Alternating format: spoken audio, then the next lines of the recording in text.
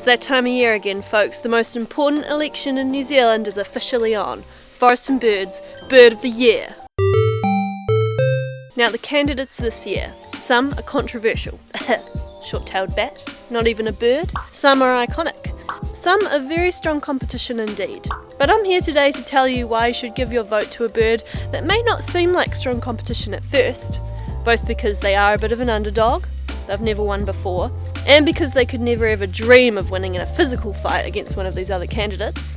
But why you should still give them your vote and help them take the crown as Aotearoa's Bird of the Year 2021. It is the tiniest bird in New Zealand, the titipounamu or rifleman. Now, when it comes to Bird of the Year, I don't mess around. I take it very seriously. The bird that gets my vote has to be a top tier bird. So what makes a bird a top tier bird? Well, it has to have good bird qualities. Things like a good call, a bit of beauty, a bit of personality, and a bit of charm. Are they adaptable? What's their role in the environment? And finally, if they're rare or elusive, having a little bit of mystery, a little bit of intrigue, then they get points for that too. For a more comprehensive list of top tier birds, you can check out this video that I did last year where I ranked all the previous winners of Bird of the Year. And that might give you an idea of what we're looking for here. So that's my criteria. Now let's see if titipounamu stack up.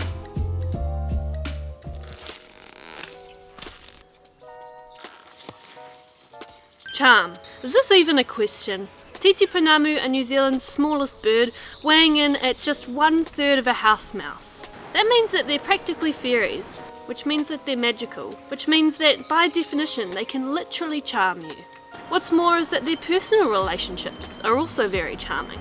Males and females work together to build a nest, and the males are the best husbands in the bird world that you could possibly ask for.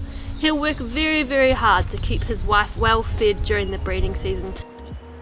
What a great team. Beauty, you tell me. Look at these dapper green feathers on the male.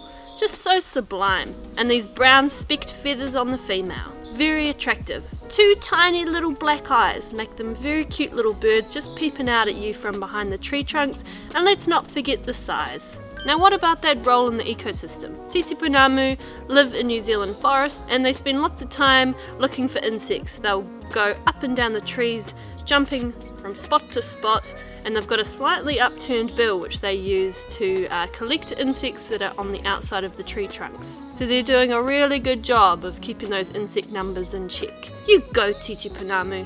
Elusive and rare points. Absolutely. These birds are so small, it's very easy to miss them, so if you do spot one, it's an absolute high. Adaptability. Unfortunately, titipounamu are in the category of declining, but if they're put somewhere where there's good predator control and a nice little patch of well-maintained forest, they actually do pretty well. They're good little breeders. And because the males and females work together so well as a team, females can pump out 2 clutches of eggs per season, of 2 to 5 eggs, and sometimes they'll enlist extra helpers as well. Other adult titipounamu will help to raise the chicks of this pair. So in terms of survivability and able to populate an area, I'd say titipounamu are pretty well up there. Call. Now, the call of a titipounamu is a bit subjective as to whether it's a good call or not.